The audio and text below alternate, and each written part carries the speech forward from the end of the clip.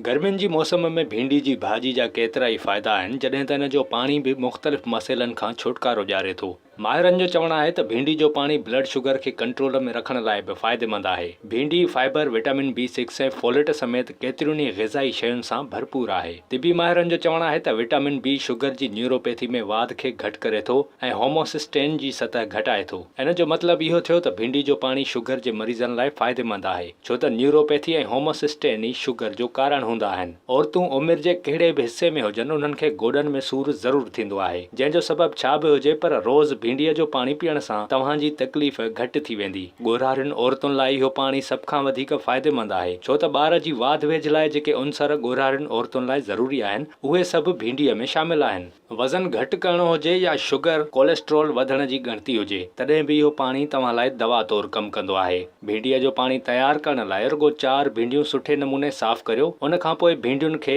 छुरीअ जी मदद सां ॿिनि हिसनि में विरहायो ऐं हिक पाणीअ सां भरियल थांव में विझी छॾियो। भिंडियुनि खे सॼी राति भिॼाए रखण खां पोइ सुबुह सां उन्हनि खे निपूड़े ॿाहिरि कढो ऐं पाणी पी छॾियो। ख़्यालु रहे त हर माण्हूअ जी तिबी कैफ़ियत मुख़्तलिफ़ थी सघे थी, इन लाइ डॉक्टरनि सां मशवरो करण बि सुठो आहे। विज़िट कयो अवामी आवाज़ मीडिया ग्रुप जी वेबसाइट awamiawaz.pk